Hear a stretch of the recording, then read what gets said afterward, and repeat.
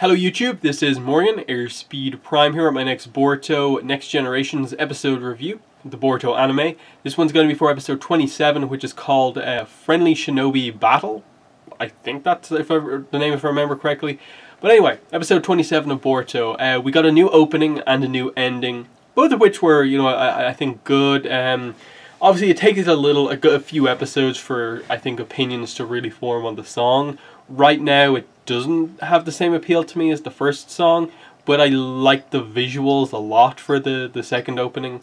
Just, having the characters' names, using a lot more of the characters, the tease of, what Boruto will look like as like a teenager, the kind of ending it with them with their, Genin headbands.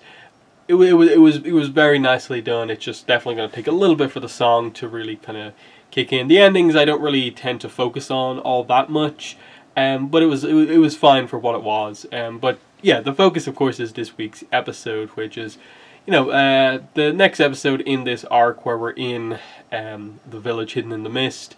And it's a really interesting episode because we, I suppose, finally get the reveal about Kagura and why he was acting like that during the sparring match with Boruto.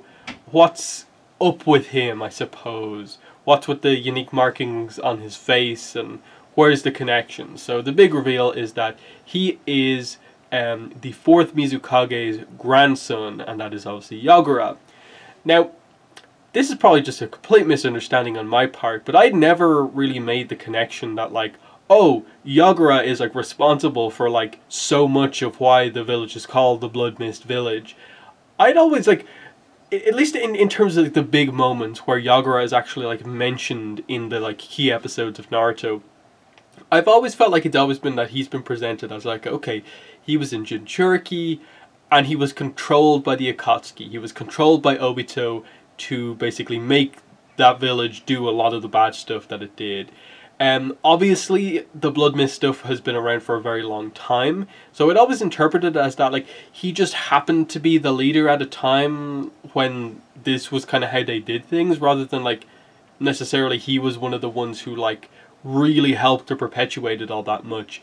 But still, I think it created this weird issue of just like, okay, it's a cool reveal that like this new character that we really care about is related to one of the previous Mizukage, but why does that suddenly make him act like this? Like, what is this whole he freezes and goes crazy when he has a sword? Like, are you trying to create some sort of a thing where it's just in like genetics of this family line where they just have this kind of crazy berserker battle instinct or something like that? Or is it just more of a case of this is Yagura putting more on this than there actually is, that he feels, Kagura, that because he has this connection to Yagura, that he feels this will happen, so it kind of ends up happening that way. Whereas if he just calmed down and didn't put so much importance on that relationship, he could actually move past it. And there is talk in this episode about how he used to be friends with some of the people who are now in the kind of the gang that kind of really bigs up the past and the previous village and how it was being the Blood Mist Village. So they established this moment in the past when they were doing sword training sessions, and he had this really close friend, and he lost it in the middle of a sparring match and ended up seemingly pretty badly injuring a lot of people. They don't quite say he killed anyone, but that he pretty badly hurt people with the sword. And I suppose that's always the dynamic of someone who uses a sword. Like, it's kind of hard to practice and train unless you use wooden swords without actually hurting someone. It's often the problem of like having a character use a sword, like, and you can't actually have them hurt the opponent because it has to be this quite bloody attack and how it works. But overall, I thought it added a really nice layer to Kagura as a character to have this all come out.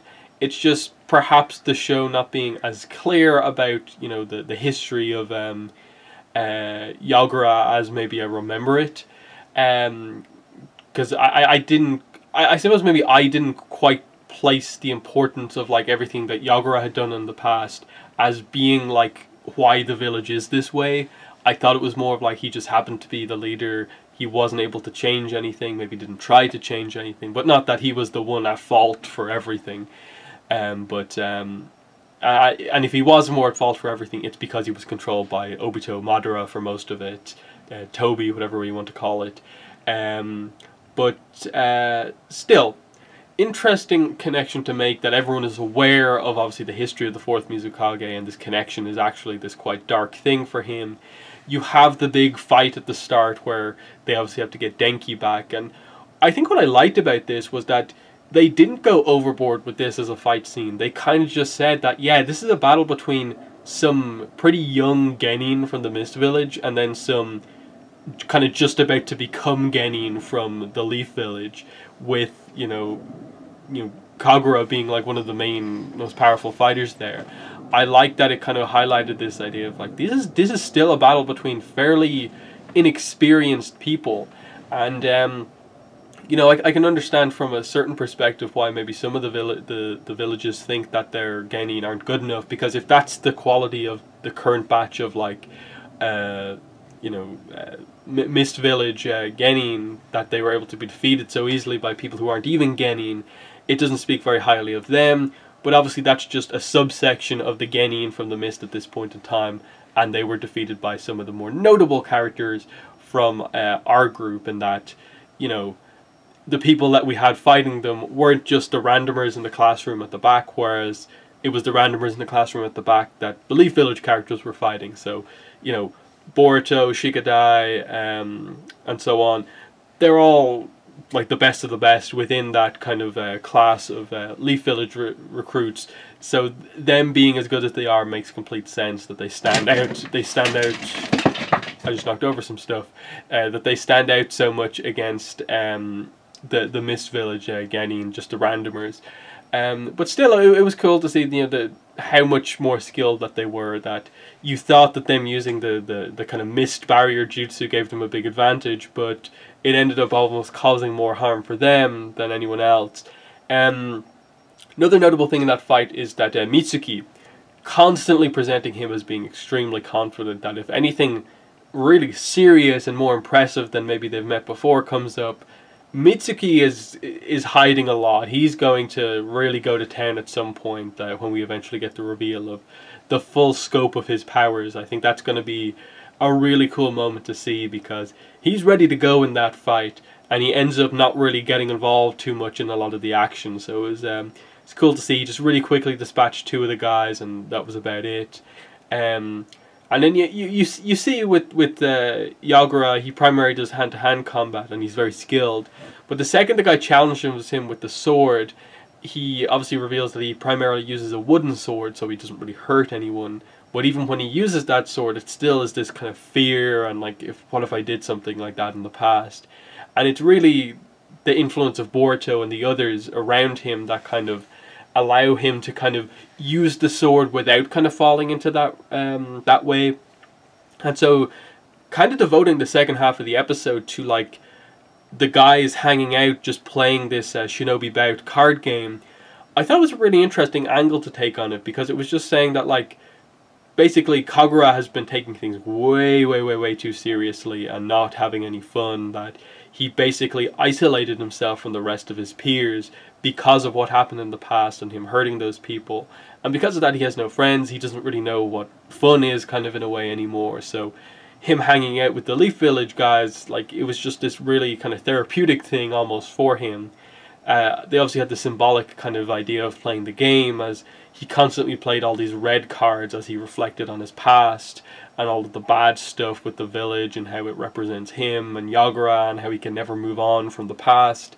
And then Boruto is the one to kind of immediately, you know, challenge that by like, okay, I'm going to block this kind of massive line of red cards that's really hard to defeat and go blue to try and get the victory for him.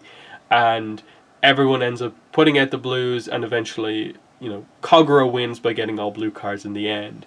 And they all just kind of highlight the positive aspects of him, that like, you were chosen by the 6th Mizukage for a reason. You should accept the position as one of the next ninja swordsman of the mist, that you have the potential to be something more than Yagura, that you can step out of that spotlight in the same way that all of them can step out of the spotlights of their, you know, parents or people from their past.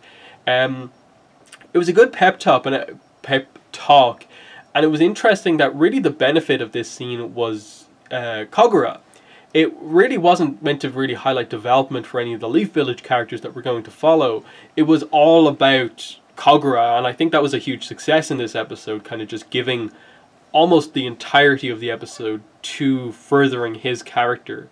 And it makes this arc worthwhile because they've committed to making at least one character in this arc very, very notable, and so they convince him by the end to go to Chojuro and actually accept, you know, the candidacy test for Chojuro's sword that he uses, the special sword for the seven ninja swordsmen of the mist. I don't think we know really the full details on like where all the other swords are, because technically doesn't the Leaf Village like have possession of a lot of the swords because Kakashi defeated most of the reanimated swordsmen? Maybe Suigetsu has one of them, and he still is kind of hunting for them as far as his position in like Naruto Gaiden is. So there's a lot of like little connections to make there, like in that, like, wait, they're trying to bring the ninja swordsman back, but isn't Chojuro like the only one in the Mist Village who actually has one of the swords?